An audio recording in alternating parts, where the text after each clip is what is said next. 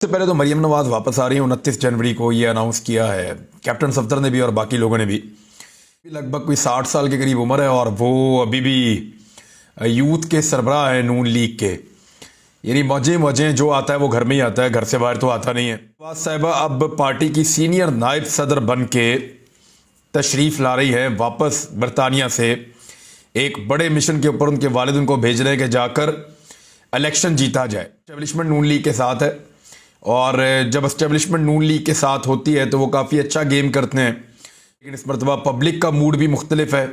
Establishment को अपनी भी पड़ी हुई है कि पब्लिक के सामने अपना इमेज कैसे बेहतर करना है, तो मुझे नहीं लगता कि उस तरह खुलकर एस्टेब्लिशमेंट काम कर पाएगी। पाँव धोकर चढ़ गए हैं जनरल कमर जावेद बाजवा रिटायर के ऊपर और सारे इल्ज़ामात और सारी फसाद की जड़ उनको करार दे रहे हैं। ठीक ठाक एलिगेशन पीएमएलएन के लोग अब लगाना शुरू हो गए हैं। एक और बड़ी मजे की आपको बात बताता हूं, जावेद लतीफ साहब आजकल बरतानिया में है। तो जावेद लतीफ साहब ने भी एमएनए है पीएमएलएन के और उन्होंने भी अब जनरल बाजवा इल्जाम लगाया है। उन्होंने कहा कि हमारी तो हुकूमत 1.5 माह पहले आई है, हुकूमत नहीं थी, हमें तो आज़ादी अब मिली है। यानी वो भी ये कह रहे हैं कि 1.5 माह पहले जब जनरल कमर जावेद बाजवा थे पाकिस्तान के आर्मी चीफ, तो उसको वो अपनी हुकूमत में नहीं गिनते। ये आहिस्ता आहिस्ता आपको समझ आ रही होगी कि पीएमएलएन को शायद ये लगता है कि जनरल बाजवा बहुत गैर मकबूल हैं, तो जनरल बाजवा के खिलाफ इमरान खान साहब ने एक कंपेन लॉन्च की है। जनरल बाजवा की मुखालफत की वजह से शायद इमरान खान साहब को इतनी पॉपुलैरिटी मिली है, तो हम भी यही करके देख लेते हैं, वो पॉपुलैरिटी मिल जाएगी। तो ये तो नकल करने के लिए भी अकल की ज़रूरत होती है। इमरान खान साहब की उन्होंने जनरल कमर जावेद बाजवा की मुखालफत की है, उन्होंने तो कुछ पॉलिसीज के ऊपर तनकीद की है। इमरान खान साहब की पॉपुलैरिटी इसलिए है कि उन्होंने हकीकी आज़ादी का एक नारा लगाया, वो पसंद आया। और दूसरा, एस्टेब्लिशमेंट पाकिस्तान के उन तमाम लोगों को इक़्तिदार में ले आई जिनके खिलाफ पाकिस्तान की अवाम वोट देते रहे। सारे लोग जो एक दूसरे से लड़ते थे, एक दूसरे को चोर डाकू कहते थे और एस्टेब्लिशमेंट की नज़र में भी वो ऐसे ही थे और पाकिस्तान की पब्लिक की भी राय उनके बारे में अच्छी नहीं थी, उन सबको इकट्ठा करके गुलदस्ता बना के इक़्तिदार में लाया गया। ये थी इमरान खान साहब।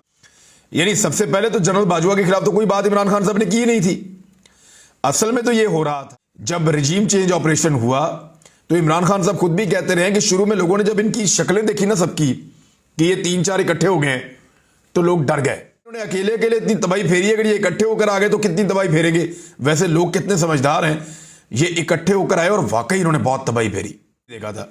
भारत कैप्टन सफदर कह रहे हैं 29 जनवरी को मरियम नवाज शरीफ की बहादुर बेटी का जहाज लाहौर में लैंड करेगा और वो ये ऐलान करेंगी कि पाकिस्तान के खिलाफ साजिश कहां हुई। अब ये वो बयानिया जिसको बनाया जा रहा है कि इसके अंदर साबिक कोई इंटेलिजेंस ऑफिसर्स को भी डालो, जनरल कमर जावेद बाजवा को भी डालो, एक अदा और है उसको भी डालो, फिर अदलिया के साबिक सीनियर जजेस उनको भी डालो। ये एक बयानिया तैयार किया जाएगा और इस बयानिया पर खेलने की कोशिश की जाएगी और ये साबित करने की कोशिश की जाएगी कि पाकिस्तान आज जहां भी खड़ा है ये खान साहब की वजह से ऐसा हुआ है। लेकिन लोग अब मानेंगे नहीं, क्योंकि इनको भी हुकूमत मिलने वाला है। 9वां महीना चल रहा है इनकी हुकूमत का, बल्कि 9 महीने हो गए हैं गालिबन, और इन 9 महीनों के अंदर इन्होंने कुछ भी डिलीवर नहीं किया। पाकिस्तान को हर गुजरते दिन के साथ नीचे लेकर गए हैं। तो लोग अब अच्छी तरह जानते हैं कि इमरान खान साहब के दौरे हुकूमत में अच्छा खासा चलता हुआ मुल्क, जिस मुल्क के अंदर लेबर नहीं मिल रही थी कान को कि काम बहुत ज्यादा है, बंदे काम करने वाले कम हैं, तो उस मुल्क के अंदर अभी लोग बेरोजगार हैं इसलिए कि काम ही नहीं है। 9 महीने की कारकर्दगी है और चंद महीनों के अंदर पाकिस्तान को यहां तक डबो दिया गया है। मरियम नवाज की वापसी पे एक और प्रॉब्लम भी पैदा हो रहा है और वो पीएमएलएन का इंटरनल प्रॉब्लम है। खान अब्बासी साहब के बारे में खबरें चल रही हैं कि वो इस बात से खुश नहीं है कि उनको मरियम नवाज साहिबा अहकामात जारी करेंगी। देखिए, पार्टी के अंदर जो सीनियर ओहदेदार होता है कई हुक्म चलता है। नवाज शरीफ को तो सारे सीनियर मानते थे, लेकिन उसके बाद नवाज शरीफ साहब अपने भाई, फिर उनके भाई अपने बेटे को ले आए, फिर नवाज शरीफ साहब अपनी बेटी को ले आए, फिर उनके भाई अपने दूसरे बेटे को ले आए, फिर ये अपने समधी को ले आए और रिश्तेदारों को ले आए, फिर रिश्तेदारों के दूर वाले रिश्तेदार उनको भी ले आए। तो इस तरह नवाज शरीफ ने आहिस्ता आहिस्ता अपना पूरा खानदान सियासत के अंदर उतार दिया। लोगों में बर्दाश्त एक हद तक होती है। वो नवाज शरीफ को तो लीडर समझते थे पीएमएलएन के लोग, लेकिन नवाज शरीफ के बच्चों के वो नखरे बर्दाश्त करने पर उनमें बहुत सारे लोग तैयार नहीं है। ऐसे जिन्होंने ज़हनी तौर पे गुलामी पसंद की है और उन्हें लगता है कि गुलामी अगर नवाज शरीफ की है तो क्या फर्क पड़ता है, उनके बच्चों की भी कर लेंगे और बच्चों के बच्चों की भी कर लेंगे।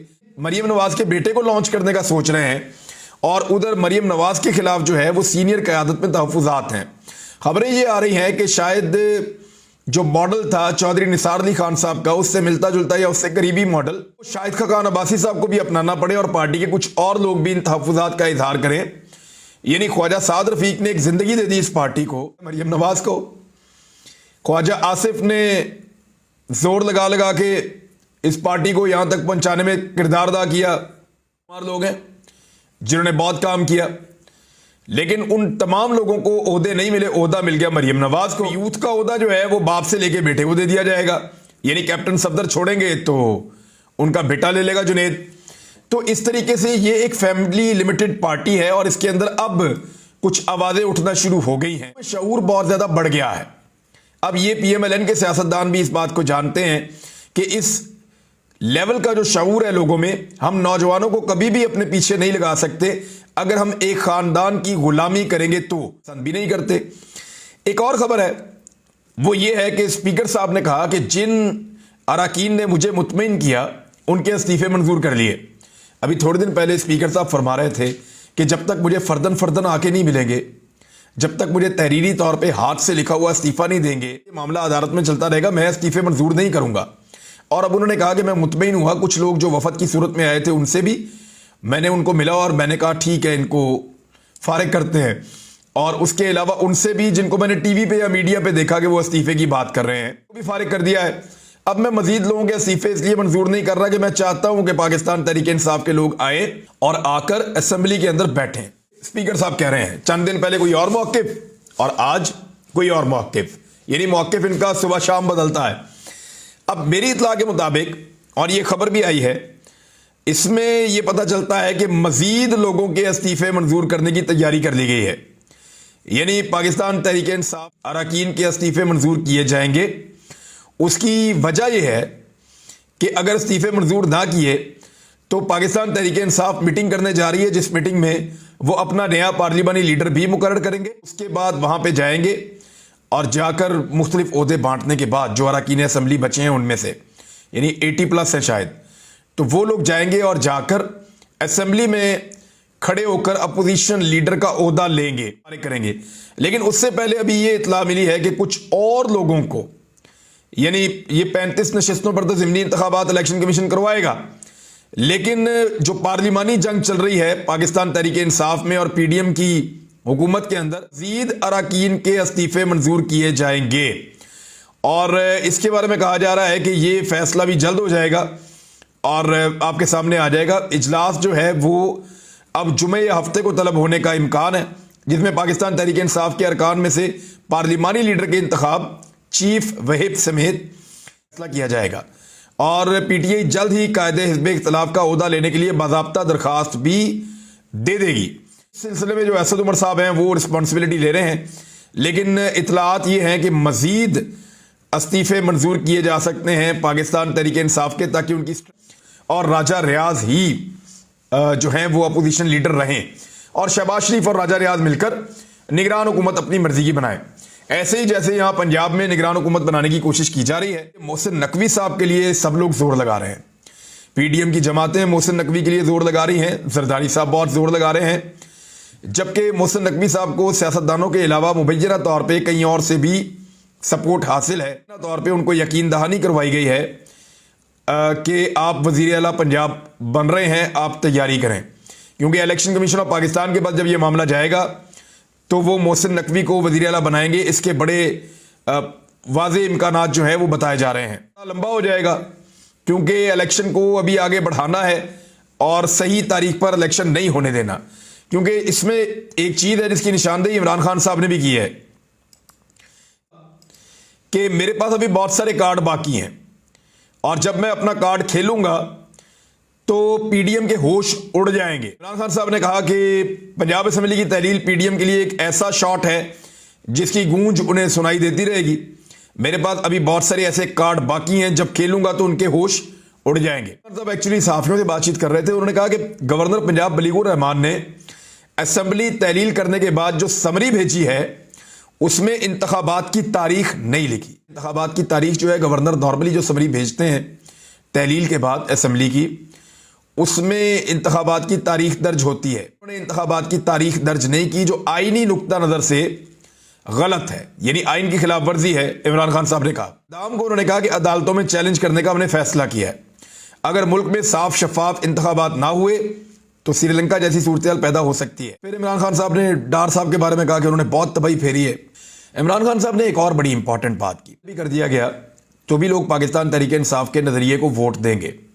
देखिए इमरान खान साहब बार बार ये क्यों कहते हैं कि मुझे नाअहल कर दिया गया। दो चीजें हैं जो इमरान खान साहब के खिलाफ हो सकती हैं। उनको नाअहल करने की कोशिश हो सकती है, उनको नाअहल किया जाएगा। और इमरान खान साहब ने ये कुछ लोगों को बताया कि एक बहुत ताकतवर आदमी ने नवाज शरीफ साहब को गारंटी दी हुई है, एक बहुत ताकतवर आदमी ने साहब को मुबैना तौर पे गारंटी दी हुई है कि इमरान खान साहब अगले इंतखाबात के लिए नाअहल होंगे। और इसी को नवाज शरीफ साहब जो है वो इसी बुनियाद के ऊपर नवाज शरीफ साहब ने अपनी पूरी उम्मीद बांधी हुई है। दूसरी जानिब इमरान खान साहब की जान को खतरा है। दूसरा प्रॉब्लम यह है, उन्होंने एक इंटरव्यू देते हुए गैर मुल्की सहाफ़ी को भी कहा है कि मैं खुद को गैर महफूज समझता हूं, लेकिन मुझे अपने लोगों के अंदर जाना होगा, लोगों में रहना चाहता हूं। देखिए इमरान खान साहब पाकिस्तान छोड़कर बाहर भागे नहीं। जितने लोग हैं ये पाकिस्तान छोड़कर भाग जाते हैं। मिसाल के तौर पर अभी ना हो तो शहबाज शरीफ का इलाज बैरून मुल्क, हमजा शहबाज इलाज बैरून मुल्क, उनके घर वाले सारे इलाज बैरून मुल्क, 3 साल से इलाज हो रहा है या पता नहीं हो रहा बैरून मुल्क। मरियम नवाज सर्जरी इलाज बैरून मुल्क, जरदारी खानदान इलाज सारा बैरून मुल्क। बिलावल तो पाकिस्तान के अंदर रहते ही नहीं, तो उनकी हर चीज़ ही पाकिस्तान से बाहर है। अगर आप माजी के डिक्टेटर्स को देखें या बड़े सियासतदानों को देखें तो वो भी अपना इलाज जो है वो बैरून मुल्क करवाते हैं। तो सारे तकरीबन एक जैसे ही हैं। अभी यूसुफ रज़ा गिलानी साहब ने अपना हर्निया का ऑपरेशन जो है वो बैरून मुल्क करवाया अमेरिका में। इमरान खान पाकिस्तान के वो वाहिद लीडर हैं। पहले उनको चोट लगी, बहुत बुरी तरह वो जख्मी हुए, तब भी अपना पूरा इलाज पाकिस्तान में करवाया लाहौर में। और इस मरतबा उनको गोलियां लगी, इसके बावजूद दुनिया के से भी उनको रब्ता किया गया। डॉक्टर ने भी कहा कि आप बेहतर ट्रीटमेंट के लिए बाहर जा सकते हैं, लेकिन इमरान खान साहब ने कहा नहीं। उन्होंने अपना इलाज पाकिस्तान में लाहौर में ही करवाया और उसके बाद फिर दोबारा वो यहीं पे वाहिद आदमी है जो अपना इलाज पाकिस्तान में करवाता है, पाकिस्तान से बाहर जाता नहीं है। तो ये चीजें लोगों में मैटर करती हैं। इमरान खान रिश्तों से कामयाबी का नोटिफिकेशन जारी कर दिया गया। ये जो उन्होंने इलेक्शन जीते थे, 8 में से 7 सीटें इमरान खान साहब ने जीती थी, अभी का नोटिफिकेशन जारी कर दिया गया। इलेक्शन कमीशन ऑफ पाकिस्तान ने इस मौके पर कोई इमरान खान साहब को यह सोचकर नहीं किया कि इमरान खान साहब का हक उनको दिया जाए। इसलिए किया गया है कि एक उनकी मुबैना बेटी का जो केस चलाया गया है, उस केस में अगर उनके खिलाफ कार्रवाई करनी है तो ये कार्रवाई किसी मेंबर कौमी असम्बली के खिलाफ हो सकती है। उनके पास कौमी असम्बली की नशिस्त होगी तभी तो उनको नाअहल किया जाएगा, नहीं होगी तो फिर कैसे कार्रवाई की जाएगी। लिहाजा ये जो है वो इमरान खान साहब को, जहां से वो पहले DC हुए थे वो एक अलग मामला है, लेकिन उनको दोबारा MNA बनाया गया है ताकि उनके खिलाफ कार्रवाई की जाए। तो निज़ाम पूरा का पूरा इस वक्त भी उनके खिलाफ काम कर रहा है। कराची के इंतखाबात के बाद पाकिस्तान तहरीक इंसाफ रिकाउंटिंग करवाती जा रही है और उनकी नशिस्तें 40 से 46 हो गई हैं। और इस मौके पर पाकिस्तान तहरीक इंसाफ ने कहा है कि इंतखाबात ही दोबारा करवाए जाएं। ये सारा इंतखाब ही गलत था, जबकि जमात इस्लामी ने रिकाउंटिंग रोकने का मुतालबा कर दिया कि रोको, रिकाउंटिंग क्यों गिर रहे हो। तहरीक इंसाफ की सीटें जो बढ़ रही हैं वो जमात इस्लामी और पाकिस्तान पीपल्स पार्टी से जा रही हैं दूसरी जानिब।